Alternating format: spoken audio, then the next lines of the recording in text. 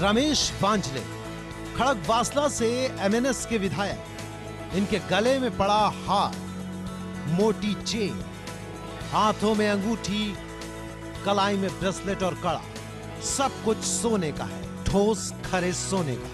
2 kilo वजन है इसका और इसकी कीमत है 36 लाख रुपए के आसपास। पर अब इस स्वर्णिम साज श्रृंगार को उतारना होगा वांजले को, क्योंकि राज ठाकरे ने वांजले को ऐसा करने के लिए कहा है। राज साहब के आदेश की वजह से मैं निकल रहा हूं, लेकिन ये मैंने बिफोर इलेक्शन उनको बोला था।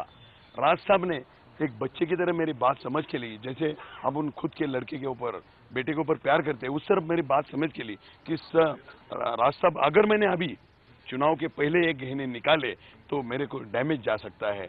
मेरे को सामने वाली पार्टी ऐसी भी बोल सकती है कि भाई ये काबिलियत वाला नहीं है, चुनाव में इसने गहने गिरवी रख दिए या तोड़ दिए।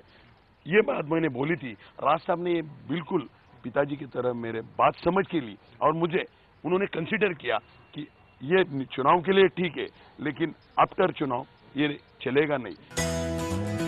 वैसे वांजले से इन्हें उतारने की बात चुनाव से पहले ही कही गई थी, पर वांजले ने चुनावी मजबूरी बताते हुए चुनाव तक इसे पहनने की इजाजत राज ठाकरे से ले ली थी।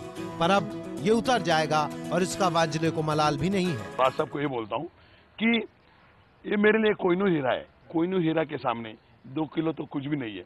और ये मैं अभी इससे आगे भी मैं मेरे सब कार्यकर्ताओं को, महाराष्ट्र के पूरा युवाओं को बोलता हूँ कि राज साहब का आदेश ये मेरे लिए प्रमाण है। वांजले सोना उतारने के साथ ही लोगों और मतदाताओं को नए साल की शुभकामनाएं दे रहे हैं, जिसमें भी वो राज ठाकरे का प्रचार करने से नहीं चूकते।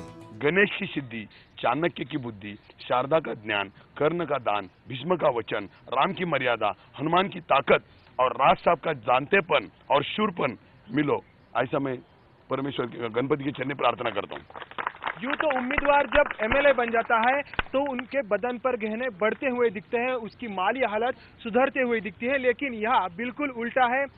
विधानसभा चुनाव से पहले 2 किलो के गहने पहनने वाले रमेश वांजले को अब उनके बदन के ऊपर के सारे गहने निकालने पड़ रहे हैं, क्योंकि राजगढ़ की मर्जी जो रखनी है। कैमरामैन असीफ इनामदार के साथ मंदार गोंजारी, स्टार न्यूज, पुणे।